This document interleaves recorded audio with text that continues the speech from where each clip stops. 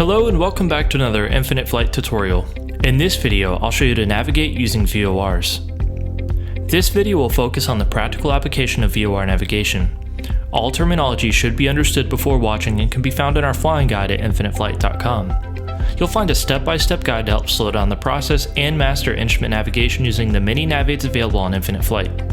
Joining us in this tutorial is Infinite Flight's technical writer, author of the guides, and an airline pilot type-rated on the Airbus 320. Remember, any guidance is to be applied to Infinite Flight only.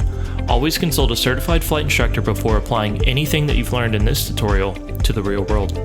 Let's first begin by understanding what a VOR is, how pilots navigate with it, and what tools you'll be using on Infinite Flight. A VOR is a ground-based navigational aid or navaid that emits bearing and distance in all directions, allowing pilots to navigate to and from those ground beacons on a desired radial. Once tuned to a VOR, we'll rely on our horizontal situation indicator, or HSI, which has multiple key components that I'll show you now. The compass rose will always be orientated with the current aircraft heading.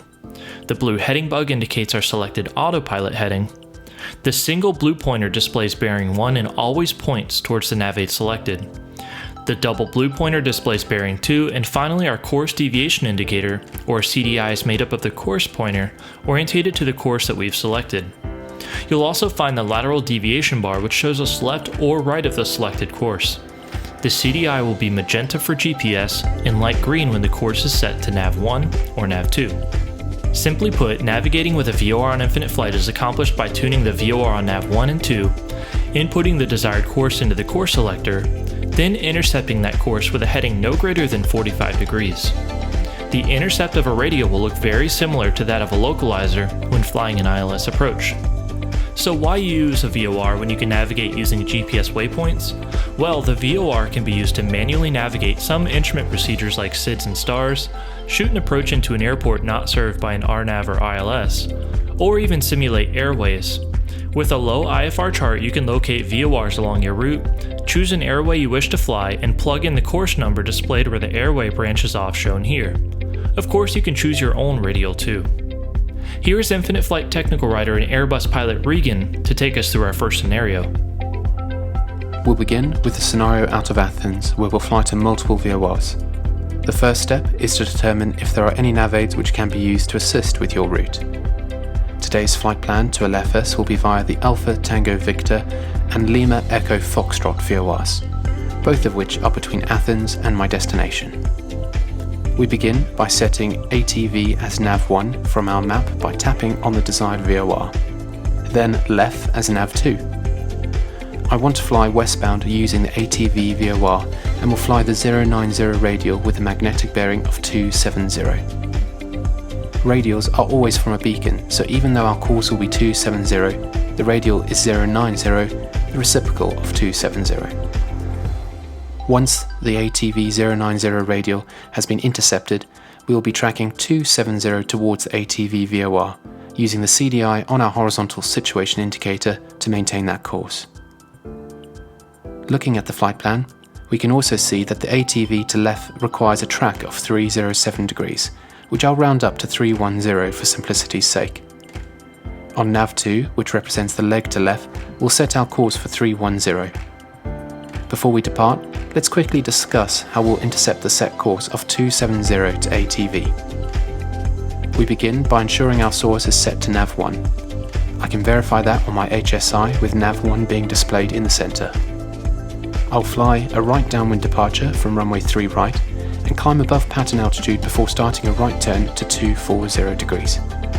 This places me on a 30-degree intercept until the lateral deviation bar comes alive and I'm able to intercept my desired course of 270 on the 090 radial from ATV.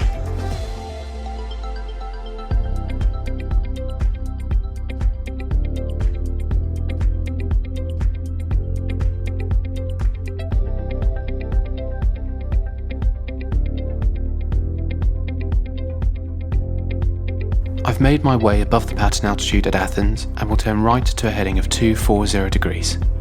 Looking at the lateral deviation bar on our HSI, I can see that it will be moving from left to right as we begin to intercept the set course of 270.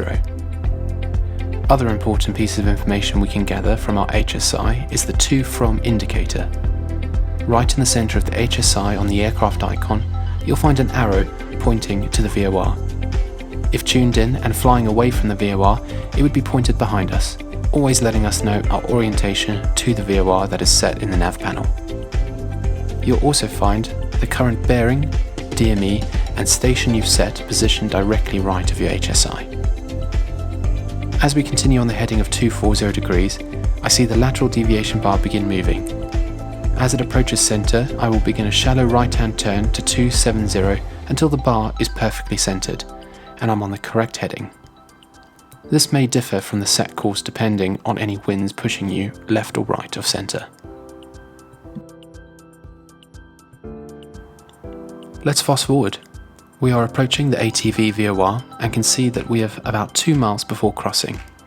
Keep in mind that the bar will become much more sensitive as you approach the beacon, so don't feel the need to chase it, instead trusting that you're maintaining the course you've already captured a few miles out. Next, we need to begin thinking about our leg from ATV to left. We've set our course for nav2 to 310 to left. To capture the radial, I'll change my navigation source to nav2, and we now see the CDI feature the double green arrow, which represents the nav2 course we dialed into the nav panel. With nav2 set, I'll begin a shallow right turn to 280 degrees, again for a 30 degree intercept off the left 130 radial.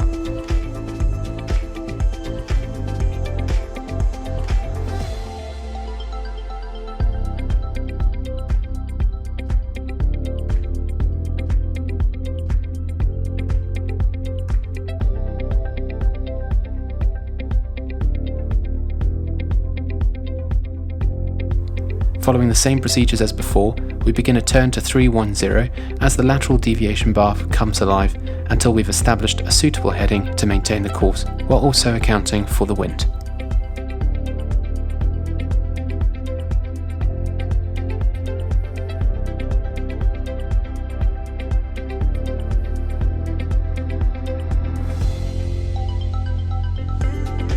From here, I'll simply maintain this course and navigate inbound via the left VOR until the field is in sight, at which time I transition visually to your standard traffic pattern.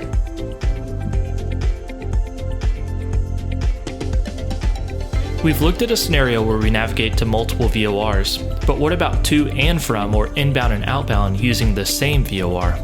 I'm departing Sedona and wish to navigate to the Grand Canyon via the Flagstaff VOR.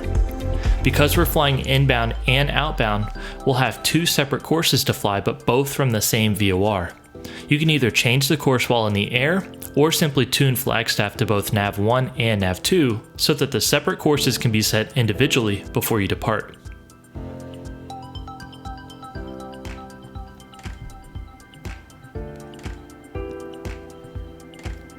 My first set course to the Flagstaff VOR will be 360 or north to begin in the direction towards the canyon.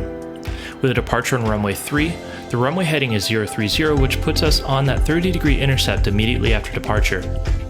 Once we cross the beacon, we'll want to head northwestbound towards the canyon, so I'll set Nav2's outbound course to 340. One key difference when outbound is that the VOR bearing indication and from indicator will be pointed behind us at the Flagstaff VOR, serving as verification that we're outbound versus in. I've lifted off from Sedona flying runway heading and will hold this 30 to 40 degree intercept until the lateral deviation bar comes alive and begins moving right to left as we intercept the selected 360 course to Flagstaff. Things happen quickly, so it's important that you ensure your navigation sources, courses, and mental game plan are all good to go before departing. Much like before, we see the lateral deviation bar come alive and I'll begin a shallow left turn to intercept the course northbound. Remember that you only need very small heading adjustments to maintain the desired course.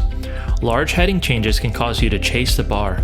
Instead, take time to observe the trends and make tiny changes until it can be maintained between the 2 center dots.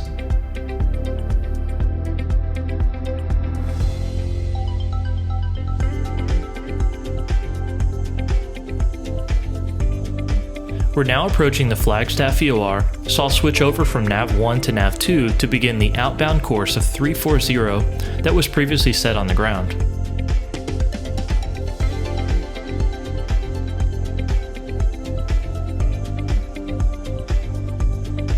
We can verify we're set to nav2 because the CDI switches from a single to a double course pointer, displays nav2 on the HSI, and our two from indicators now pointing behind us to confirm that we're outbound.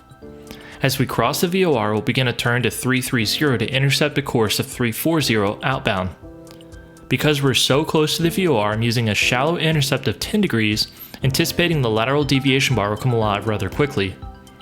As expected, the bar begins moving left to right, which will begin to intercept.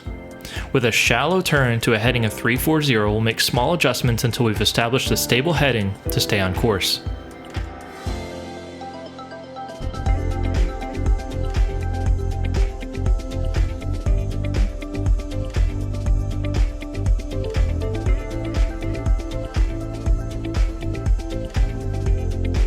We've gone over the two most common VOR scenarios being to and to from a VOR. These same principles can be applied to VOR approaches to really spice up your next flight.